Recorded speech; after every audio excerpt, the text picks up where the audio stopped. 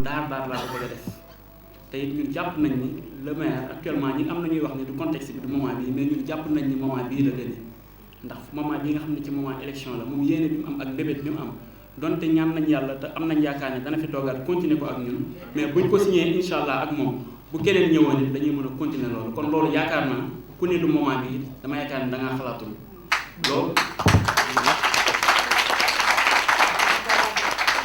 voilà merci beaucoup donc loolu moo sabab ñu jàpp ko moment bi donc ñu ciy am mbégte bu baax di ci kontaan tam bu baax a baax li ci des mooy ñi ngi remercier aussi le maire Moussa Niang bu baax ndax mën naa ne un maire visionnaire mooy moo tax tey lu mel ni mën a am muy le maire Ablaye Timbo ndax compétence transférée yi ñun ñëpp xam nañ ne artisanat bokk ci waaye xam ni population Pikine 90% yi wala 80% yi ay artisans lañ kooku bu leen bàyyi woon rek dana laisser en rade ay population am ak njabootam ba tax mu jël ko en considération loolu sant nañ ko ci gërëm nañ ko ci bu baax a baax waaye loolu aussi war nañ cee sant le maire Moussa Niang parce que moom tam liggéey la ci liggéey boo xamante ne bii liggéey bu mag la boo xam ne ñëpp war nañ ci saluer bi ci des ñuy remercier aussi équipe bi nga xam ni monsieur le maire ñoom nga ñu booleel ñi nekk ci ville bi en commençant par le secrétaire général Mohamed Kane ak équipe bi mu àndal yëpp muy personnel administratif bi di remercier bu baax a baax le DC Souleymane Gassama l'ami des artisans l'avocat des artisans kooku moom artisan yëpp war nañ ko ñu koy sant bu baax a baax bi ci des mooy on n'avait pas prévu de faire un discours parce que bon le président de la chambre de métiers était là parce que dafa yabaloon son vice-président le premier vice-président Gorgui Diop mu ñëwoon waroon teewee jotaay bi te loolu aussi yitte ak jotaay ak dayo bu mu jox bis bi ndax lii tam li may wax rek mooy ñun artisans yi nga xam ne ñoo jóge ci côté yi fu nekk ci département yi am na sax yeneen artisans yu jóge ci yeneen département yi ñu war a ñëw pour copier si lii ndax gis nañ ni am nañ ay jafe-jafe pour seen kuréel dañ leen ñu wax ni artisanat de compétence transférée donc mu nekk mbir moo xamante ni li directeur doon wax rek bis bu ñu ajjee ci président de la république compétence 9 domaines de compétence yooyu mu yokk ko def ko 10 boole ci artisanat bu boobaa dina wóor ñëpp ni loolu ci Ablaye Timbo la ko rey kon ñu koy sant bu baax di ko gërëm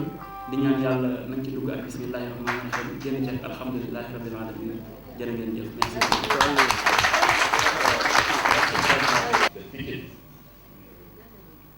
Objectif numéro 3, la formation, le financement et l'autonomisation des artisans de Pikine. Objectif numéro 4, l'érection d'une zone artisanale et la création d'un village artisanal. Cinquième objectif, l'organisation de foires artisanales périodiques. lii ñu def nii dafa tënk mébét yi nga xam ni génnoon na ci document forum bi ci defoon en 2017. moo tax ñu fixé ko comme objectif pour jëmale artisanat kan.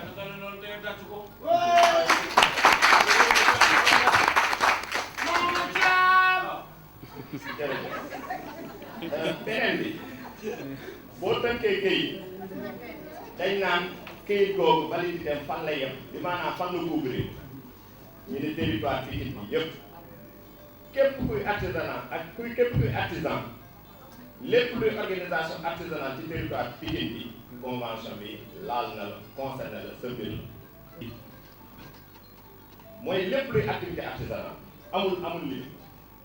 bépp activité bu nit di def ñu ne activité artisanale la rek convention bi laal na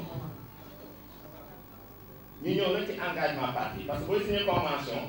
kii danaan man lii laa gàddu ka ca des ni lii laa gàddu yooyu nag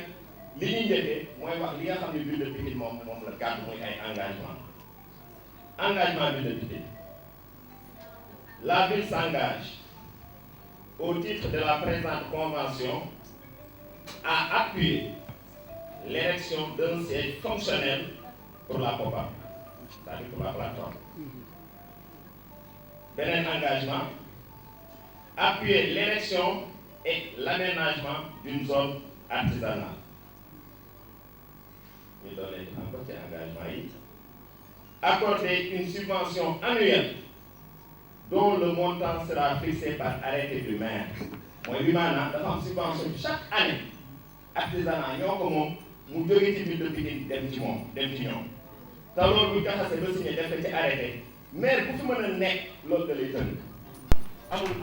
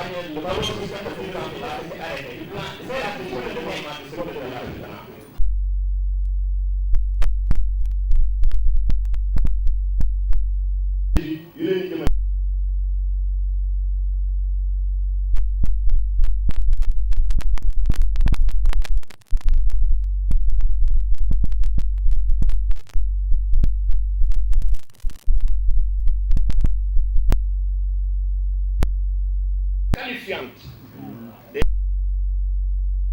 à cet effet. Il va y avoir mais formation boo xam nag day jëm njëriñ day jëm yokkute. beneen engagement bu baax mettre en place des mécanismes de rentabilisation de ces ressources. maanaam bépp ressource bu mu am rek bépp koom-koom bu mu jot rek mu jël mu gën a yokk. beneen engagement bu baax mooy assurer la parfaite modernisation du secteur par l'intégration des métiers des techniques de l'information et de la communication les TIC bi maanaam dañuy moderniser mais moderniser boobu nag xarala yu bees dañ ko ciy dugal donc pour que modernisation bi soit effective. beneen engagement booba mooy assurer l'éveil et la sensibilisation des artisans par une éducation au civisme et à la citoyenneté loolu surtout day jëm ci xale yi ngeen di former. parce que lire naa benn document bu wane ni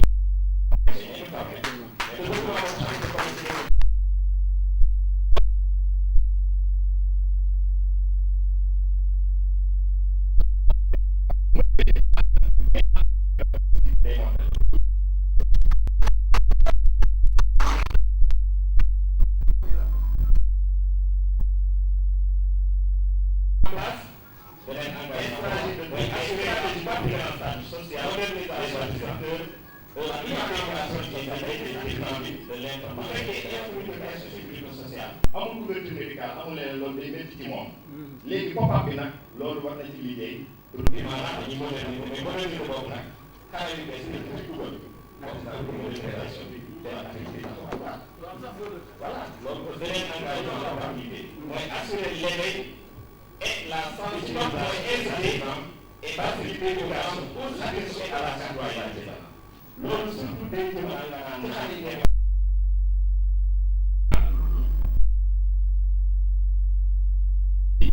policier bi nekk sama carte gi kenn nekk sama carte moo nekk man tamit artisan la sama carte gi un artisan bii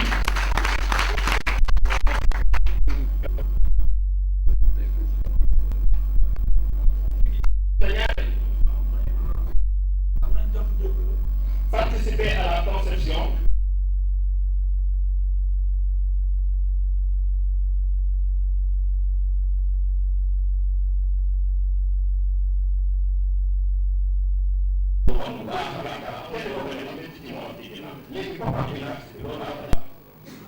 comme bi dafa engagé mu ne ko man nga engagé pour defar ko dama la seetaan damay ñëw ànd ak yéen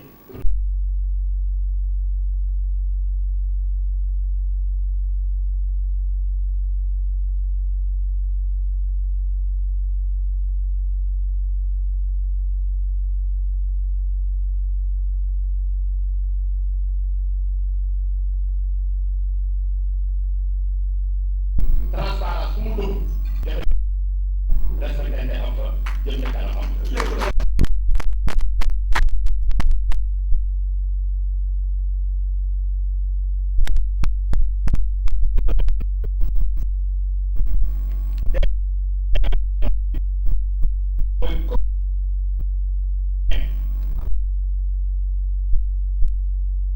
L'autorité municipale dans le cadre de la bonne gestion administrative, financière et comptable des activités. Lii aussi day dugg ci transparence rek mooy di communiquer données yi information yi jaar.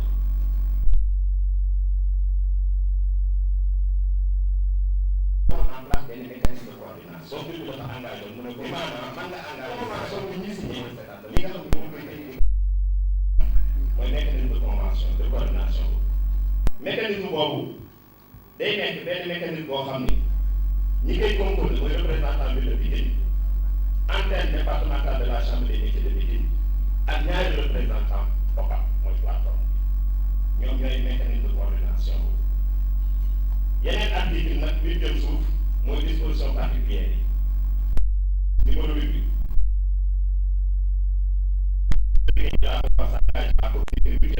toute information disponible est nécessaire à la mise en œuvre de la présente convention. À cet effet, de la forme écrite comme moyen de communication bi maanaam nan la ñuy communiquer ñi nga xam ne ñoo signé partie mooy dañuy bind les signataires solution boobu boo amul nag différent bi dañ koy yóbbu ci arbitre boo xam dañ koy tànn mu attelé ne ah kii moo def lii kii moo def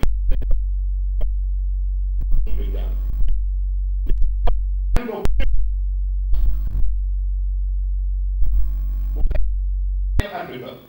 donc dañ koy def ci tànn boo xam ne ku nekk day tànn ku nekk day d'accord ni kii mooy arbitre bu kenn d'accord ni kii mooy arbitre kooku du mën a arbitre loolu aussi kayit gi leer na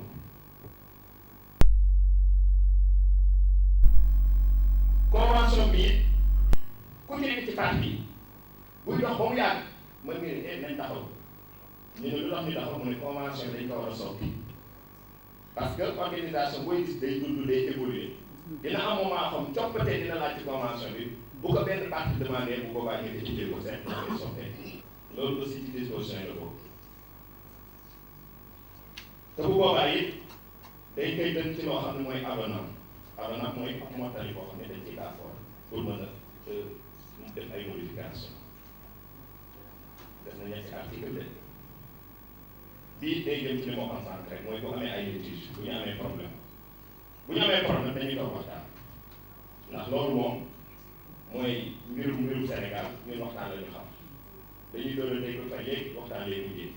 géej yi gën a kan ci àdduna bi waxtaan lay mujjee rawatina nag ñi ànd di liggéey ñi ànd liggéey il faut ñu waxtaan te ñuy ànd liggéey kese waxal sa kaw convention bi nag képp koo xam ne gisoon sa bopp dina tax léegi waxtaane loolu aussi mooy solution boobu boo amul nag au niveau de la ci ànd bi ñuy ànd ak xam nañ ni mu bëgg leen bëgg ne ah day waxtaan ak ñi moo dem ñi moo dem donc muy mbir bi mu artisan yi képp koo xam ne gisuloo sa bopp ci kaw mën nga dina waaye nag gën nga seet Afrique bon ci bëgg daal loolu la convention bi convention bi ñi ko war a signé bu kenn d'accord naa ci wax ak bon day wax laay bi boobu loolu aussi pour la plupart le président Moussa Niang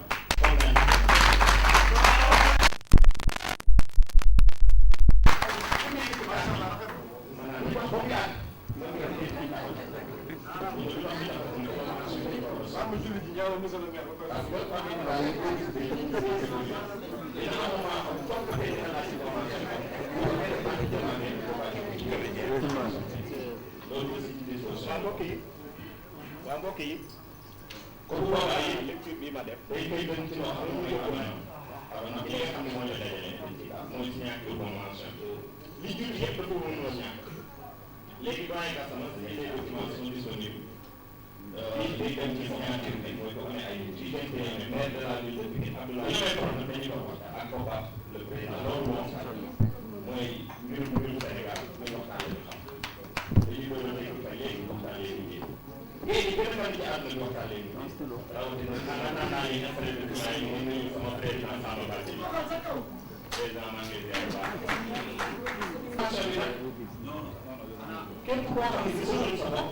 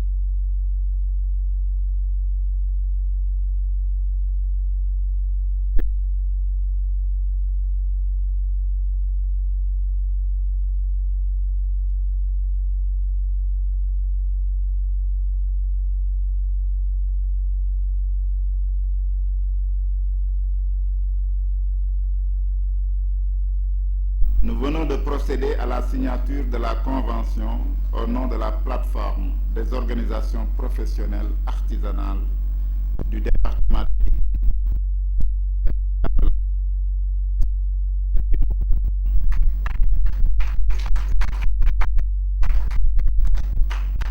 Cette journée sera à coup sûr marquée par des lettres d'or dans les annales de l'histoire de l'artisanat sénégalais, mais aussi le catalyseur de futurs partenariats entre les collectivités territoriales et les organisations professionnelles artisanales. Nous tenons très sincèrement à remercier le maire de la ville de Pikine, qui n'a ménagé aucun effort durant tout ce long processus du Forum des artisans de Pikine en mai 2017, qu'il a totalement financé jusqu'à cette journée historique. Monsieur le maire a très tôt compris l'importance de ce cadre inclusif qui fédère les différentes composantes de l'artisanat du département pour avoir un interlocuteur afin de travailler au bénéfice de tous les artisans de Pikine.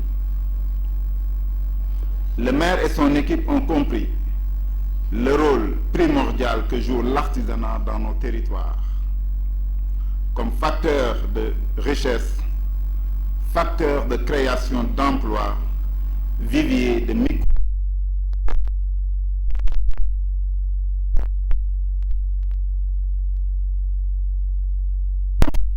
Pour procéder à cette signature, pour le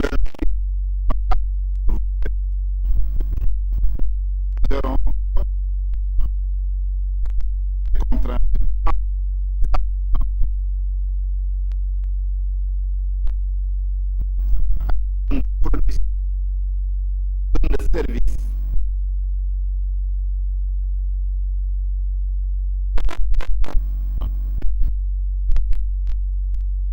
mais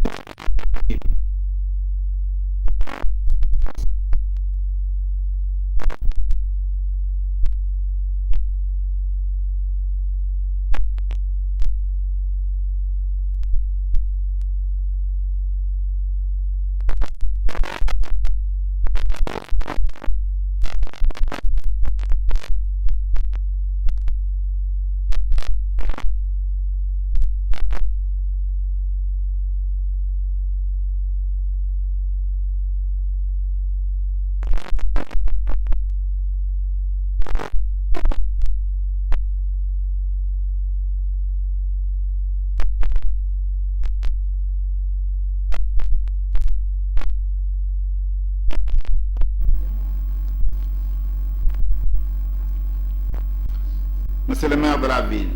son ressource, nous demandons nos reporters et de tous les artisans à vous tendre la main pour un partenariat fructueux, durable, nos entreprises artisanales et participer à l'émergence de nos villes, de nos départements et de nos communes. Merci de votre attention.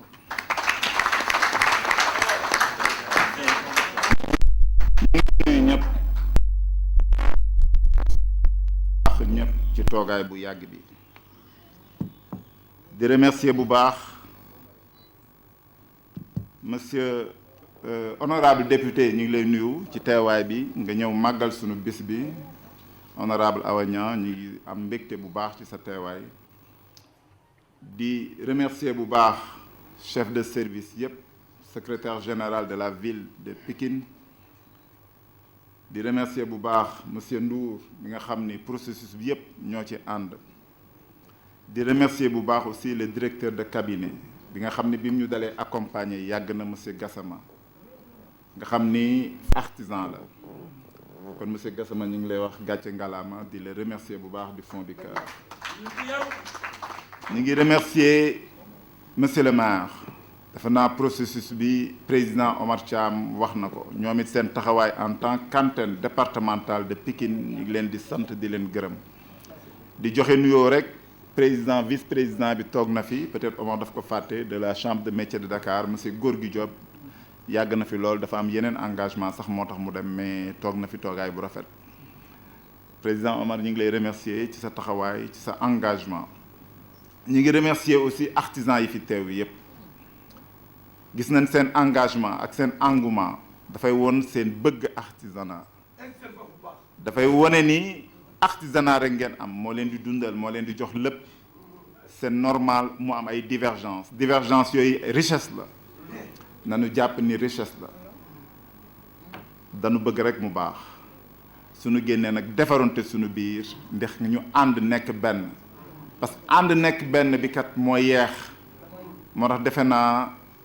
ñuy soog a signer convention bi le maire de la ville bi mu toogee rek la ni il faut mu am benn interlocuteur nanu travailler à ça pour mu mën a liggéey ak ñoom mais Omar wax na ko yàlla moom mooy yor calendrier am nu ko neex lay dëgëral fii la ko dogalee nanu ñaan mu barkeel ñu ngi remercier ñëpp di sant ñëpp di sant invité yëpp di wax ni am nañ mbégte tey signé convention bi muy je sais xaw ma ci histoire mais je pense que c'est une première ci histoire u artisanat avec collectivité territoriale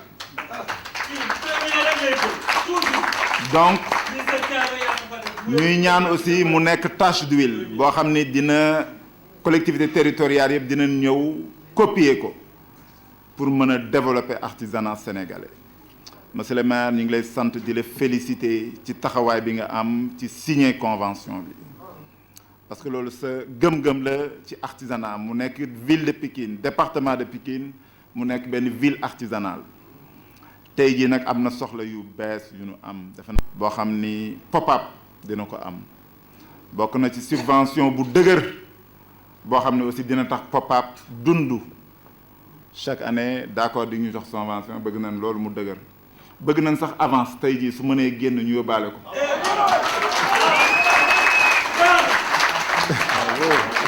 kon nag kon parce que bëgg li tax ma wax loolu mooy tout simplement liggéey du xaar te defe naa ñiy wax ñi ñëpp di yëkkati dënn yi rek bëgg mu gaaw la te defe naa yow it bëgg nga mu gaaw sunu sañoon nag am loo xam ne aussi dès demain ñu dem occuper locaux yi ñu am aussi fonds boo xam ne aussi ci la ñuy ànd di liggéey pour intérêt askan bi xam nañ ni moo la fi bàyyi en tout cas ñu ngi lay ñaanal parce que man tey dama sol casquette artisan bi mais je suis comptable de li fi xew yëpp loo xam ne ñi ngi ci te nous sommes fiers ci loolu nga xam ne aussi ville de Pikine def na ko fi kon nag ñu ngi lay ñaanal yàlla na yàlla dëgëral la yàlla na yàlla taxawu la ba nga xam ne fi nga yéene yóbbu Pikine nga yóbbu fu ko raw Pikine en tout cas ñu ngi sant ñëpp di gërëm ñëpp di balu àq ñëpp jërëjëf macha allah ñu ngi nuyu aussi son secrétaire général bi nga xam ne aussi Pape Ali Diallo nga xam ne mooy secrétaire général pop-up nga xam ne moom aussi liggéey souterrain lay def na liggéey bu rëy di remercier aussi Adja Yacine Fall bi nga xam ni mooy sunu trésorier bi nga xam ni li ñuy ragal rek mooy mu jënde lépp mburu yóbbul ko faaleen yi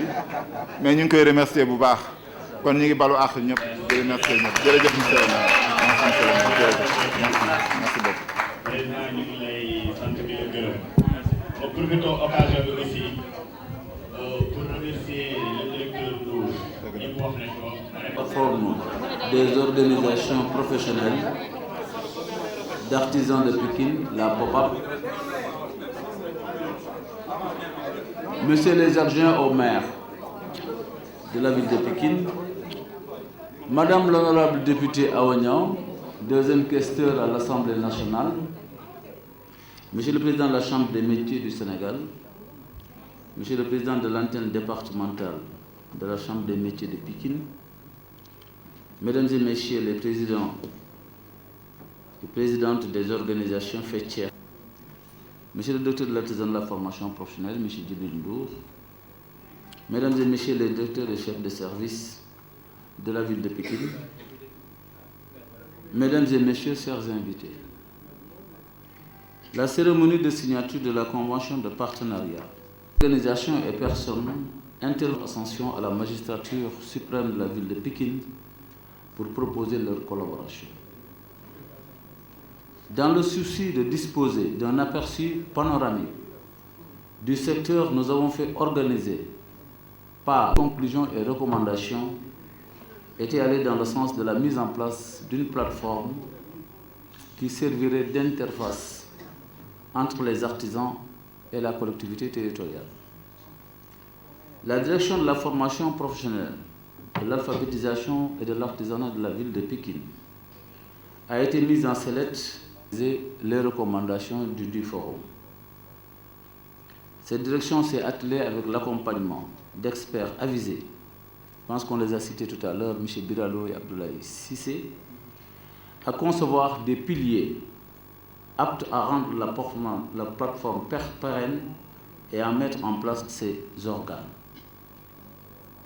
Aussi, et c'est pour moi l'occasion de remercier au nom des conseillers municipaux, du bureau municipal et à mon nom personnel, tous ceux qui ont œuvré à l'aboutissement du processus, notamment M. Massamba Gueye, président de la commission artisanale du conseil municipal, et au défunt Ibrahim, ancien président de l'antenne départementale de la Chambre des métiers de Pékin, dont l'engagement et la détermination ont été déterminants pour la tenue de ce forum. M. Djibril Lou et les agents de la direction de la formation professionnelle, de l'artisanat et de tout leur appui institutionnel. M. Omar Thiam, actuellement président de l'antenne départementale de la Chambre des métiers de Pékin, dont le leadership avéré a aidé à la structuration et à la mise en place des organes. Cheikh Sissé, pour leur appui dans la conception des outils devant servir de palier à la pop-up.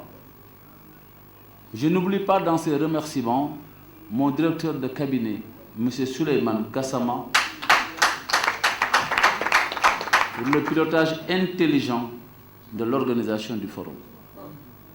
Mesdames et messieurs, vous conviendrez certainement avec nous, comme celle de la ville de Pékin ne pouvait pas ne pas prendre en compte son secteur artisanal, bien que celui-ci ne faisant pas partie de ses compétences spécifiques dévolues. En effet, l'artisanat occupe 70% de son économie et participe à la formation d'une frange importante d'adolescents exclus du système académique traditionnel de l'éducation et de la formation professionnelle. Il ne serait pas exagéré de coller à Pékin l'identité d'une ville à vocation artisanale et artistique. La convention de partenariat entre la POPAP et la ville de Pékin a prévu dans ses dispositions la disponibilité d'un parc artisanal. Cette préoccupation avait été prise en compte dès le début du mandat et intégrée dans les projets de l'équipe municipale. Des démarches avaient même été entreprises en intercommunalité avec la ville de Guédiawaye en vue d'un imposant parc artisanal commun aux deux villes. Le projet n'a pu aboutir du fait de l'indisponibilité d'une ligne de financement et d'un espace foncier à dédier à ce projet. Nous envisageons, si les populations de Pékin nous renouvellent leur confiance, le maire diriger dans la commune de Thiaroye-Gare un parc artisanal d'une nouvelle génération. Pour cela, les projets architecturaux sont disponibles et nous sommes en pourparlers avec la finance islamique en vue de nouer un partenariat fécond. Un organe de coordination composé de représentants de la collectivité territoriale, de l'antenne départementale, de la Chambre des métiers et la POPAP servira d'interface entre la ville de Pékin et les artisans, toutes composantes professionnelles confondues. Je ne saurais terminer mon allocution sans émettre le vœu que la POPAP réponde à la vocation qui lui est destinée, à savoir la prise en charge des questions courantes liées au développement de l'artisanat local, mais aussi d'innover en pensant à mettre en place des mécanismes aptes à permettre aux artisans de disposer à travers l'assurance retraite et la couverture sanitaire. À cet effet, je recommande vivement au président de la POPAP mon ami, mon frère, M. Moussa Niang, de s'atteler à l'organisation dans les meilleurs délais d'une conférence avec des bailleurs ou des partenaires potentiels de la pop-up, et il saurait à cet effet compter sur l'accompagnement de la collectivité territoriale. Je vous remercie de votre aimable attention.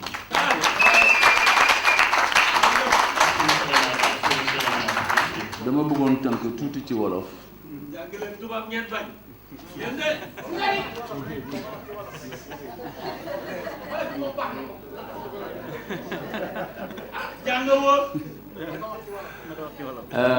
ginnaaw bi ñu leen nuyoo yéen ñëpp di beral nuyoo madame l'honorable députée deuxième questeur à l'Assemblée nationale madame Awa Niang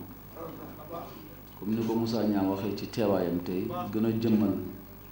suñu signature de convention bi damay jiital njëggal bu ma koy yeesalaat ci yéen ci waxtu wa nga xam ne waxoon nañu ci lañuy daje am na ñu ci xaar teel a ñëw lool toog fi lu yàgg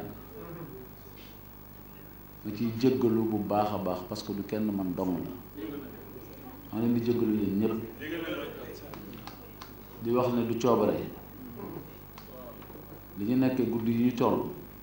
ñëpp xam nañ ne amatuñu lal yàlla xam na ne bi may dugg sama kër 5h35 jot na ci fajar kon yenn saa yi loolu boo ko tegalee ay fan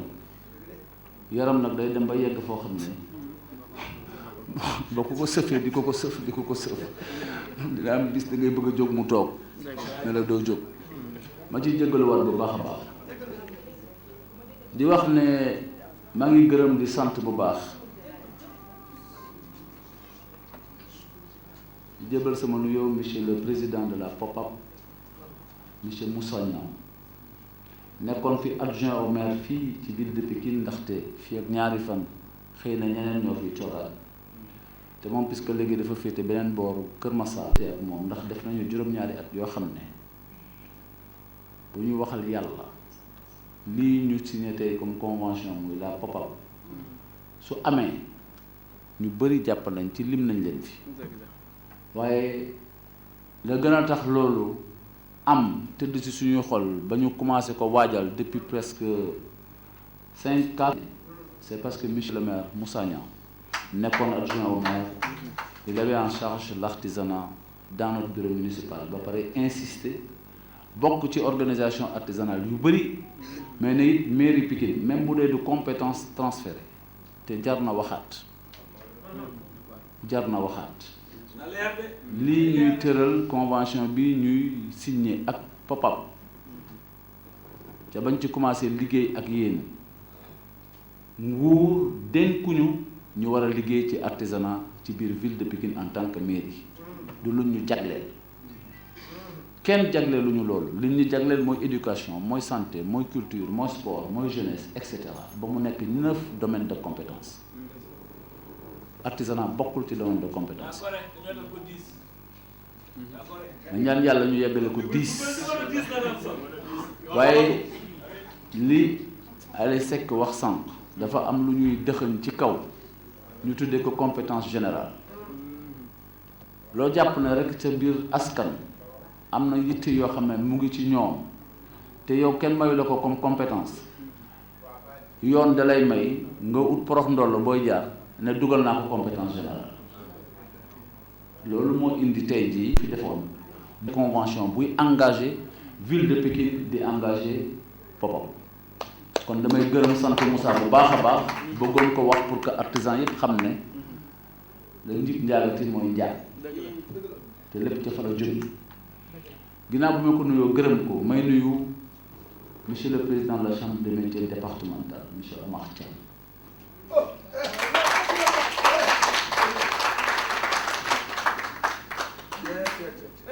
wax naa ko waxaat ko ba mu toogee ak léegi ci boppu chambre de métier fii ci département de Pikine may doo ko xam ne li olof di wax yenn saa yi dëgg la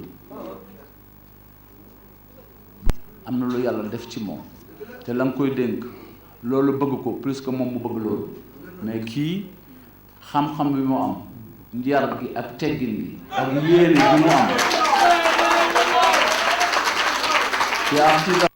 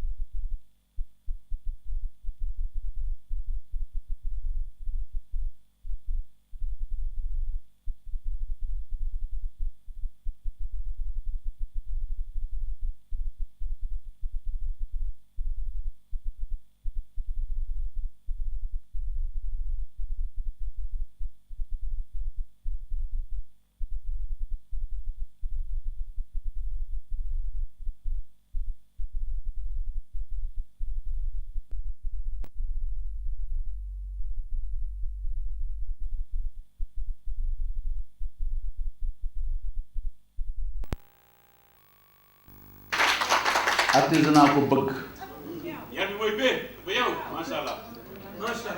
di ko féliciter bu baax di ko encourager parce que ndaw nag bu nekkee ci yoon doo ko tax commencer di teel di ko ni koy wax di ko kañ doo ko teel di kañ pour que loolu mu gën ci taxaw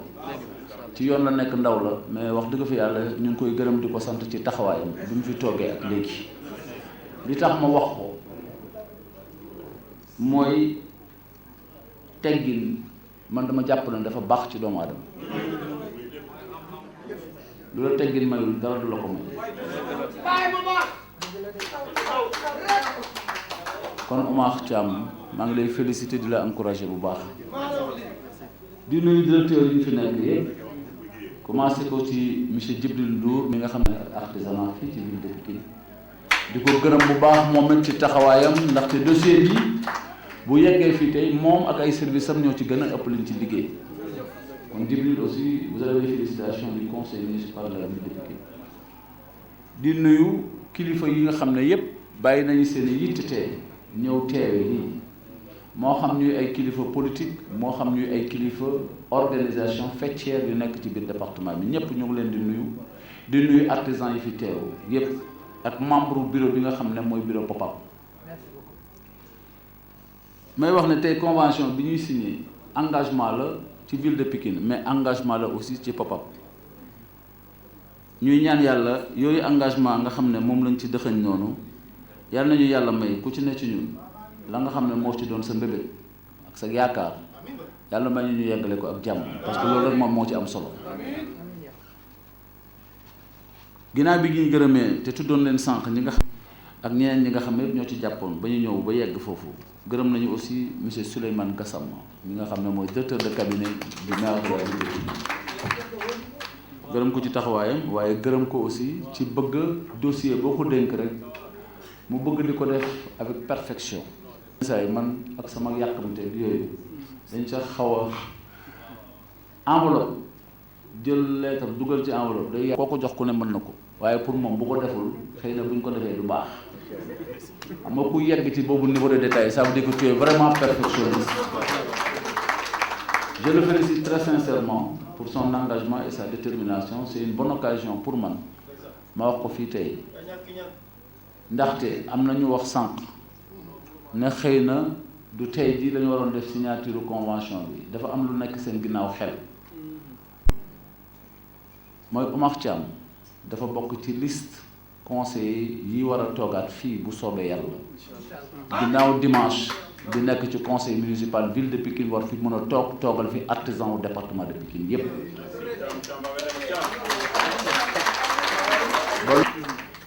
en tant que conseiller investi sur la liste Benno Bokk Yaakaar du département ñu woon ndaje pour waxtaan ak artisan yi bi ñu ko defee moom ci boppam xamoon na ne préparé nañu convention bi mais yàlla moom lépp yeggali wala mu bañ a mottali tey ñun dañuy sàkku di daalaan vraiment baatu askan wi pour toogaat fi kooku nag parce que yow da ngay wut te amagoo xam nga kon yàlla rek ko yor li nga xam mooy yaa ngi wuti rek te puisque yaa ngi wuti mu ne monsieur le maire mais convention ba mën a ko xam nga nu ñuy def puisque dañoo dëgmal di wuti te xamuñu kuy am ak ku dul am te mën nañoo ñàkk parce que loolu ci loxo yàlla la ne bëgguma ñu ñàkk te la ñuy dëgg ñoon waroon koo def keneen ñëw nañ ànduma ci nañ ko bind léegi signé ko balaa ñu koy jël.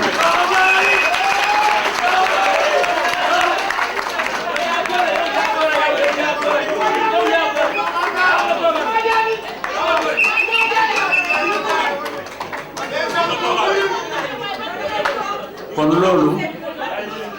loolu moom moo tax ñu daje tey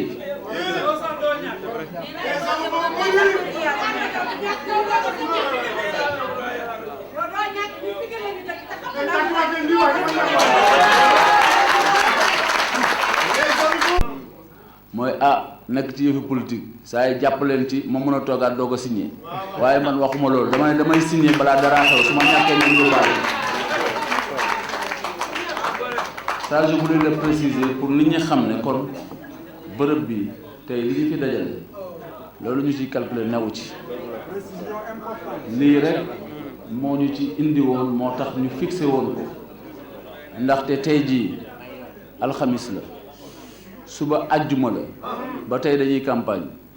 waaye suba incha allah rabbi bu mu nu jotee kenn dootul wax waxu campagne xaar li yàllay dogal rek ma fi des. donc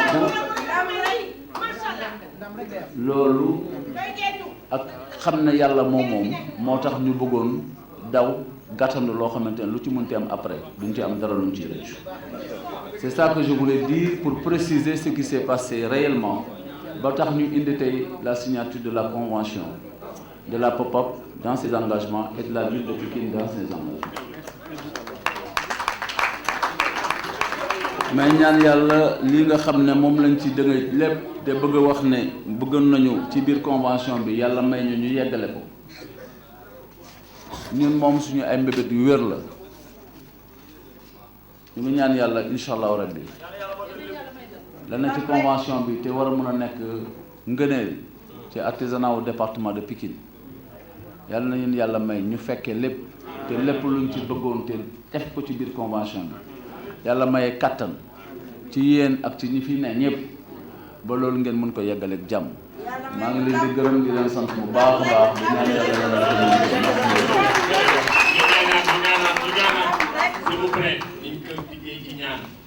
am na lu Moussa Niang waxoon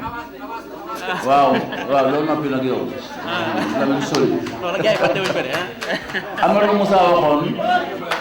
ne woy pour kees gi ñoo am luñ ci def mais man li ma jàpp mooy defuma ci kees gi dara tey waaye ñi fi toogoon suba ba tey te war a dem dinaa jox président Moussa 1 million muy seen pass.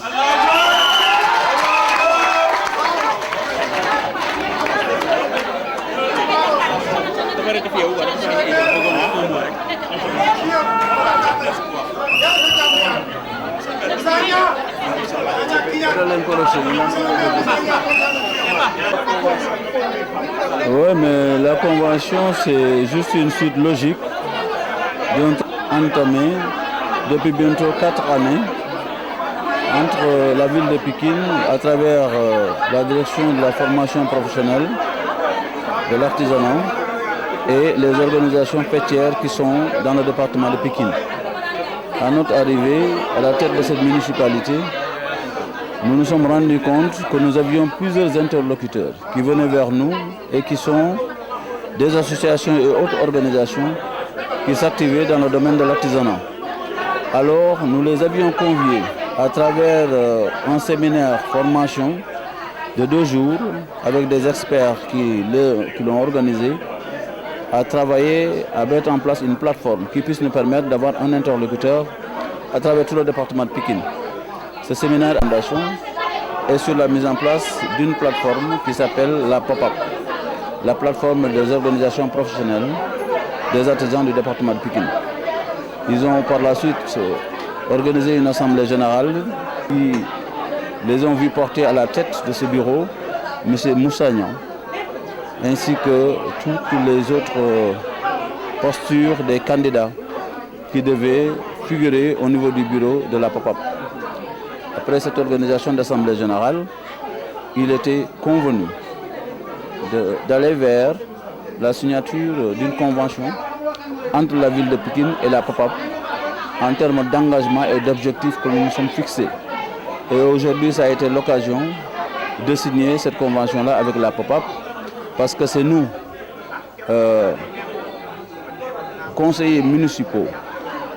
de ce mandat qui va arriver à terme dans 48 heures, qui avions initié tout ce qui a été fait jusqu'au jour d'aujourd'hui. Et nous avons pensé qu'il était important de signer cette convention avant la fin de cette mandature, puisque tout est entre les mains de Dieu et qu'il se pourrait que demain nous ne soyons pas là. Tout comme il se pourrait que Dieu nous ramène ici. Mais devant l'incertitude, nous avons voulu prendre certaines dispositions pour essayer de sécuriser ce travail que nous avons commencé depuis bientôt 4 ans. Donc c'est aujourd'hui la signature de cette convention-là entre la POPAP et la ville de Pikine. On parle déjà pour l'artisanat. Est-ce que vous pouvez revenir sur la charte concernant la protection sociale? Oui, vous me permettez de faire un glissement pour parler de la signature de la charte des collectivités territoriales pour la protection sociale. Cette charte m'a été présentée par mon ami, mon frère, M. Abdul Aziz Sy, représentant départemental du Parti du Travail et membre de la coalition Benno Bokk Yakaar, qui après m'en avoir donné les explications, le contenu de la charte, et je me suis rendu compte que sur une très grande partie de ce qui est demandé sur cette charte-là, nous, au niveau de la ville de Pikine, nous étions déjà dans l'exécution de la charte. Je lui ai dit, mais qu'est-ce qu'on nous demande? Ce qu'il demande là, moi je l'ai déjà fait. Donc cela ne me pose aucun problème de signer cette charte des collectivités territoriales pour la protection sociale. Parce que déjà nous sommes en train de l'exécuter pour la mise en place de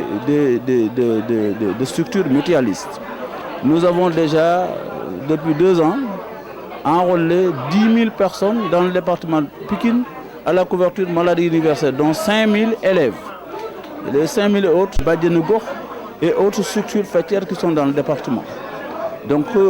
pour parler de protection sociale, nous sommes déjà très avancés dans la mise en œuvre des articles qui sont contenus dans la charte de la protection sociale qu'on veut faire signer.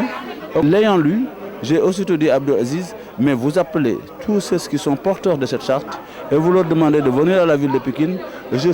Ça me ferait même un très grand plaisir d'être le premier maire du Sénégal à signer cette charte-là parce que je ne ressens rien que je ne devrais pas pouvoir faire et qui soit contenu dans cette charte. Donc vraiment c'est ça qui a motivé aujourd'hui la présence de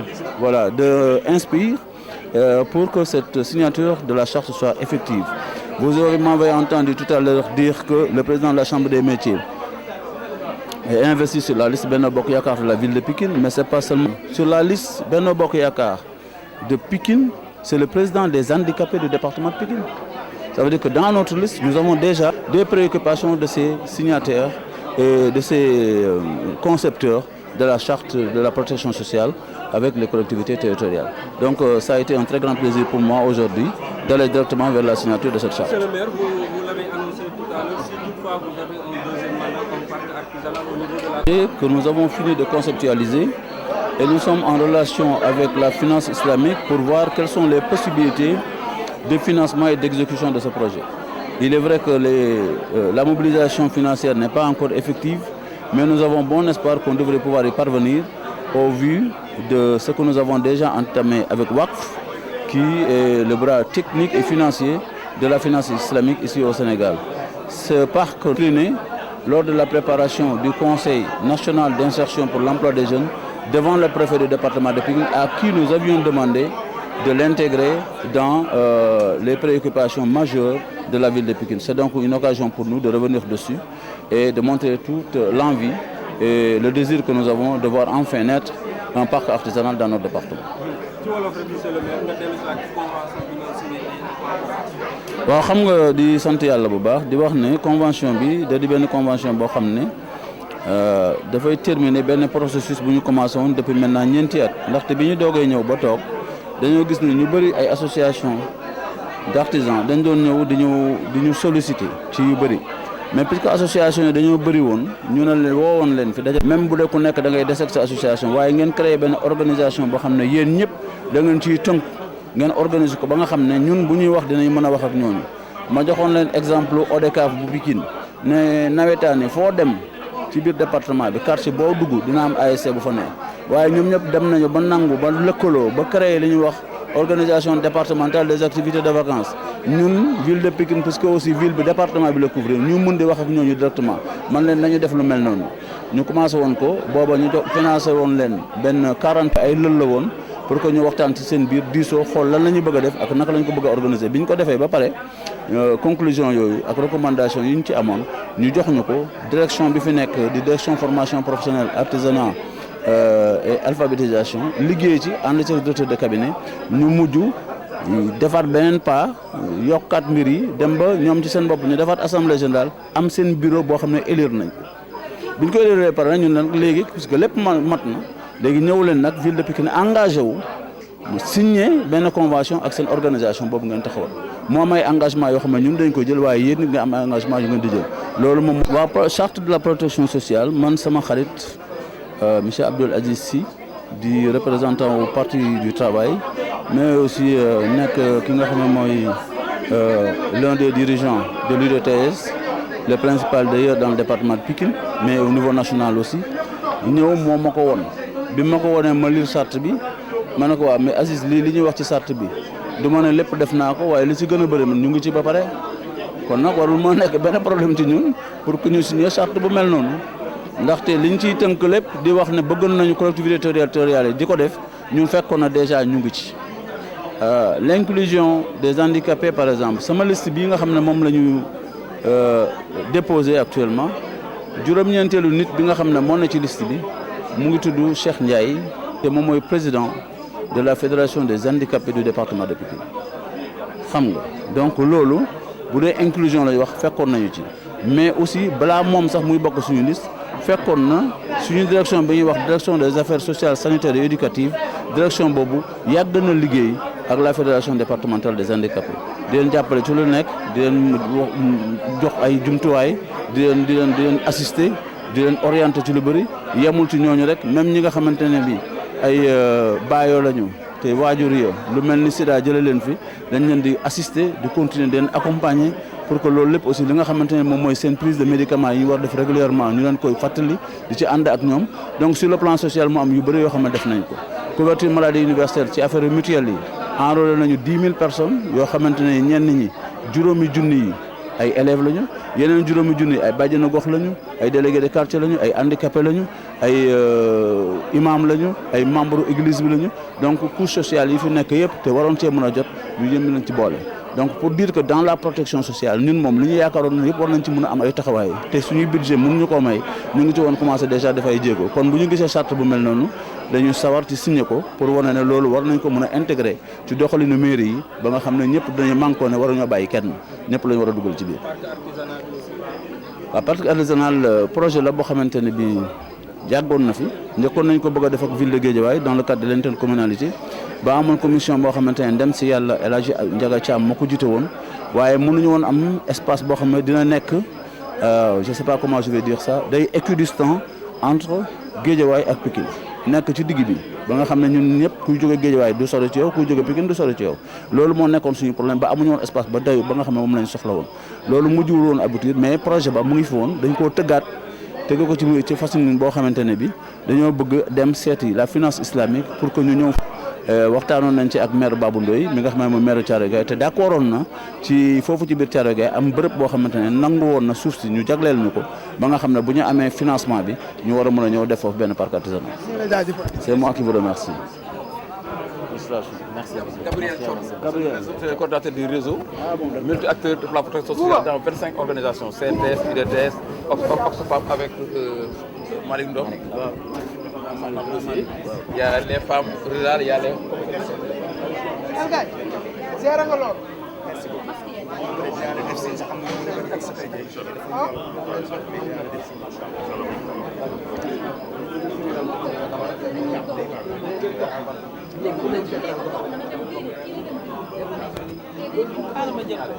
kon baax na très bien ma dégg ko micro bi nga dégg ne king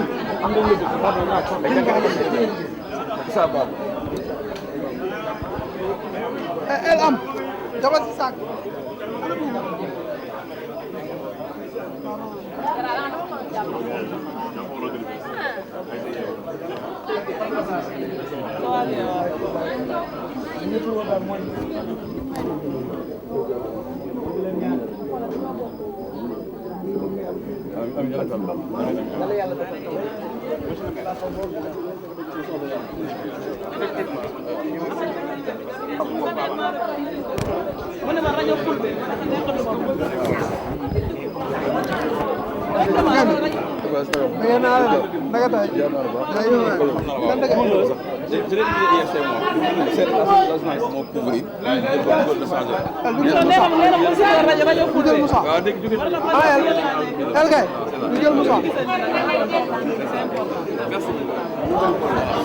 Je vais lui dire. D'accord.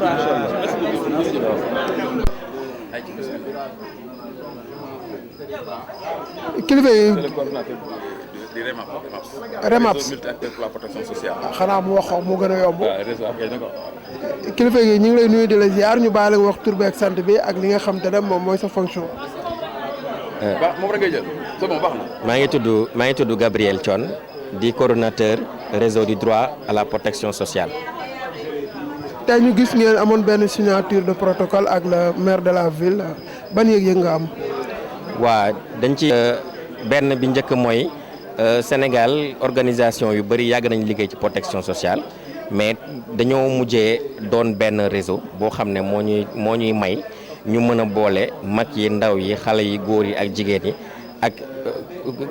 ñi juddu ak laago ak ñëpp ñi nga xam ne dañoo yelal protection sociale donc ñu daal di xool ne protection sociale mooy tax tey politique yi état bi teg ñu mën koo doxal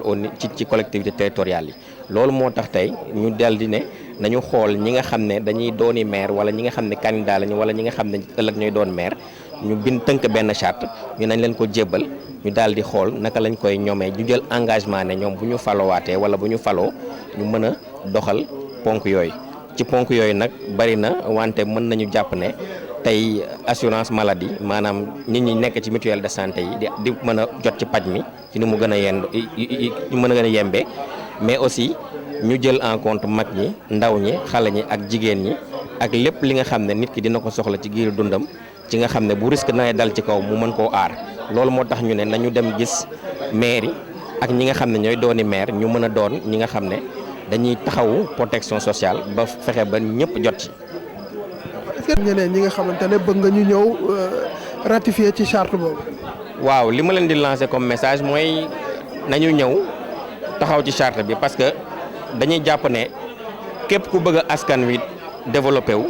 da ngay doxal protection sociale mooy tax nit ñi li